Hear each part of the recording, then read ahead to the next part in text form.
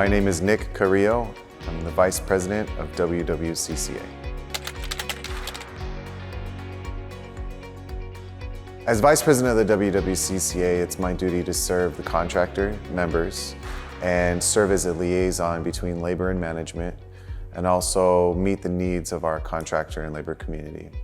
And that can range anywhere from day-to-day efforts or to large projects that may take years to complete, months, days.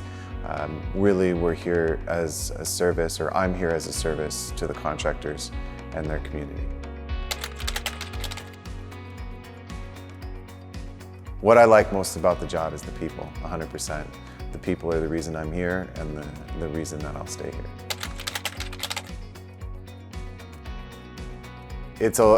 I'm sure, like anybody, it's a long story if I try to get down into the details, but very concisely, I grew up second generation.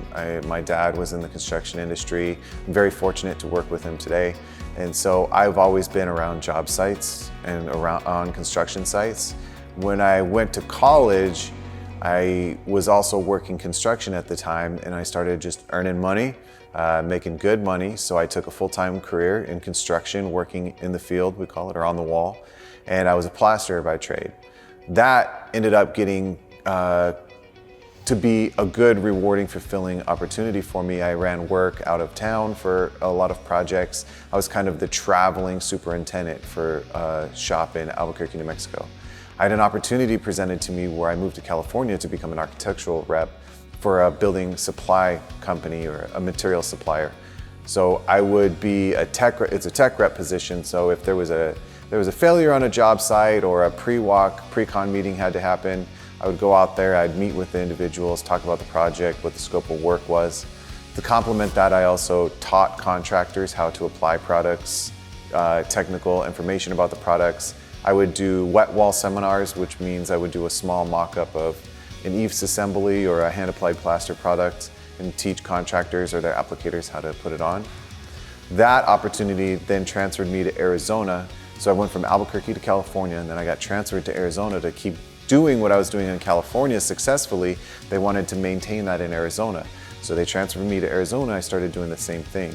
There I had met an individual that was an association executive for a national association. And he extended an opportunity to me to become the vice president of a international contractor association. So I worked there for about 8 years. And in the association world, it was my duty to work with the national labor groups. One in particular, the IUPAT, was one of the primary partners and served the contractors with 5 different crafts. So there's 5 different trades I worked with. Did everything from labor negotiation support to contractor education to webinars, Zooms. I did everything I could to try and be a service to the contractors. Then the opportunity with the WWCCA, on the national level, I worked with the WWCCA. So I worked with it's super interesting. I worked with the WWCCA in California when I was a tech rep as a supplier. Then when I moved to Arizona, I still would work with the Arizona WWCCA as a kind of an affiliate member.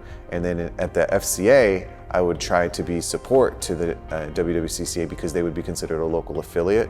And then an opportunity came up at WWCCA, and it was too incredible of an opportunity to pass up, getting to work with everybody I already knew. Got to know the contractors well. So I came over here as the regional manager, and then I'm now the vice president of WWCCA. And that timeline is 2006 to now. So what is that, 16 years? Oh gosh, 16 years. That was quick, time flies.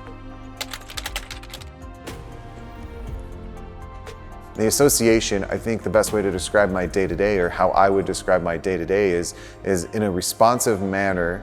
I meet the needs of the contractors, but also in an anticipatory manner, or like a predictive manner. I try to guess what's coming down. So we'll watch, the pandemic is a perfect example.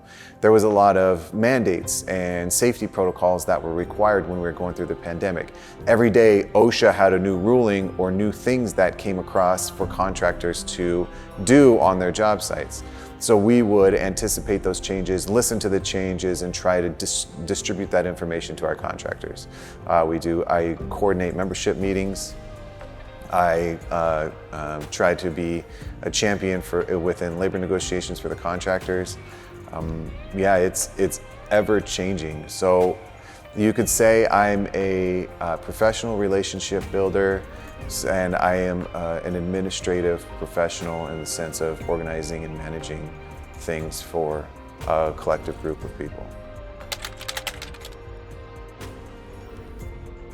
What gets me excited about my job is everything, all of it. I am absolutely driven by this industry, every aspect of it.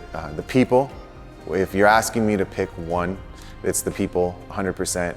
I go out and I get to talk to so many different people from so many different places. Everybody has an incredible story. And if you just sit down and you listen to them and you talk to them, you learn, you hear incredible stories about their past, what their plans are. Everybody's driven by something that they want to become. Everybody has an incredible story of how they got to where they are. That's what gets me most excited, is the people, working with them and listening to them. What motivates me in my job is the ever-changing schedule. Honestly, routine kills me. I love diversity, I love change, I love the unexpected. It's fun knowing that sometimes I don't know what's next. I love the challenge.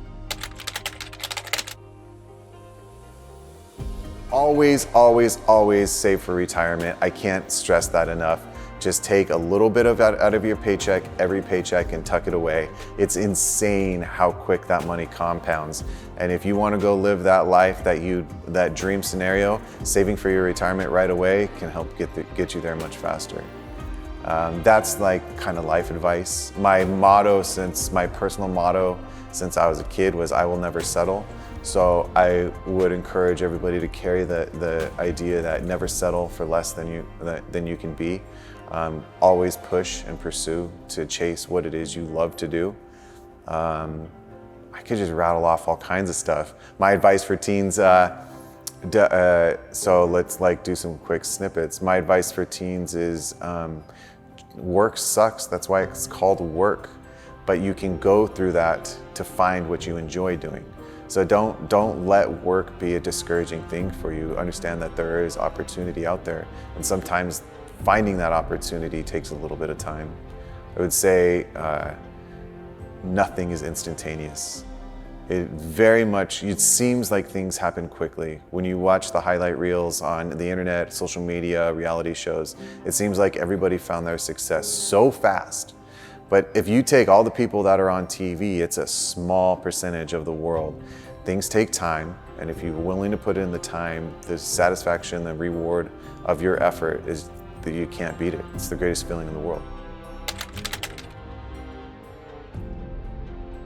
What I do for my morning routine in my job is never predictable, because I might be away for a conference specific for our industry one week, and then the very next week I'm working with trust funds or a local apprenticeship to try and create new curriculum, or I might be at home just trying to catch up on all my administrative work. So I can't say that I have a regular routine, and that's what draws me to this job, is there is no routine. So my morning routine every day is to wake up with enthusiasm and a readiness to tackle the day. That's the coffee. That's my answer. Coffee. Don't talk to me till I have some coffee, right? So what I wanted to be when I grew up was an airline pilot or a chef. And when I was coming out of high school, I was kind of feeling like college wasn't for me, but I still went through the motions because that's what you're supposed to do.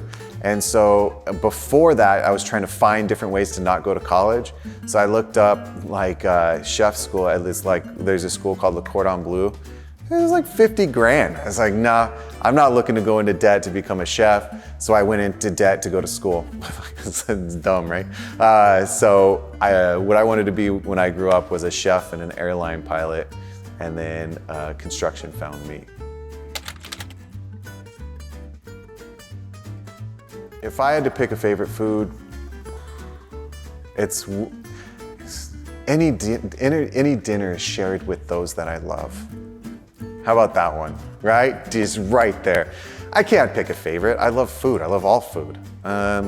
Maybe I enjoy making bananas Foster, the dessert, because usually it's like super easy. You flambe the banana and then with brown sugar and cinnamon, but it's like looks really extravagant to people. So I like to wow them with my bananas Foster, and so that's probably it right there.